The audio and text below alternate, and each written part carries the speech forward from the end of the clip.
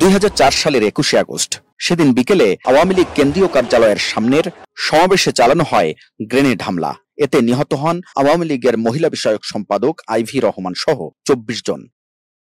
পরে গ্রেনেড হামলা ও হত্যা মামলায় সাবেক স্বরাষ্ট্র প্রতিমন্ত্রী লুৎফুজ্জামান বাবর সহ 19 জনের মৃত্যুদণ্ড, বিএনপির ভারপ্রাপ্ত চেয়ারম্যান তারেক রহমান সহ 19 জনকে যাবজ্জীবন কারাদণ্ড দেন বিচারিক আদালত। তবে গত ডিসেম্বরে সব আসামিকে খালাস দিয়ে পুনর্তদন্তের নির্দেশ দেন হাইকোর্ট।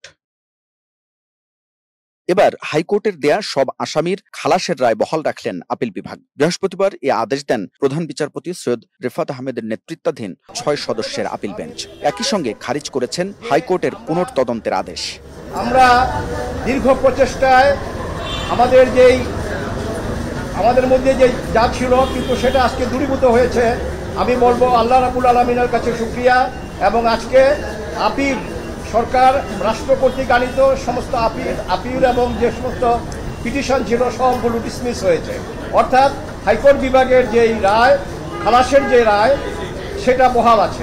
পর্যবেক্ষণে আদালত জানান, মুফতি হান্নানকে দীর্ঘ সময় আটকে রেখে আদায় করা হয়েছে স্বীকারোক্তি। এছাড়া অন্য মামলায় মৃত্যুদণ্ডপ্রাপ্ত শুধু এই আসামির স্বীকারোক্তিতে সব আসামিকে দণ্ডিত করা সঠিক হয়নি।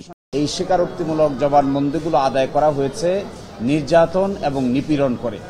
দ্বিতীয় কারণ বলেছেন যে স্বীকারোক্তিমূলক জবানবন্দিগুলো আদায় করার আগে কোনো ম্যাজিস্ট্রেটের আদেশে তাদেরকে পুলিশ কাস্টাডিতে নেওয়া হয়নি।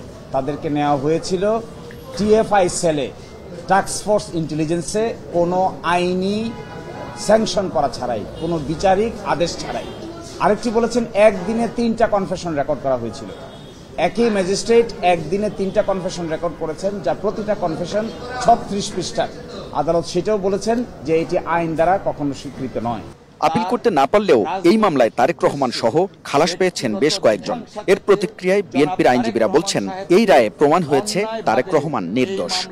এই মামলাটা অত্যন্ত একটা হিনিয়াস ক্রাইম ছিল, কিন্তু শেখ হাসিনা ওয়াজেদ তার রাজনৈতিক উদ্দেশ্যে ব্যক্তিগত জিঘাংসা থেকে জনাব তারেক রহমান সাহেবকে অন্যায়ভাবে এই মামলায় অন্তর্ভুক্ত করেছিলেন। এদিকে পূর্ণাঙ্গ রায় পাওয়ার পর রিভিউ আবেদন করবেন কিনা সে বিষয়ে সিদ্ধান্ত নেওয়া হবে বলে জানিয়েছে রাষ্ট্রপক্ষ।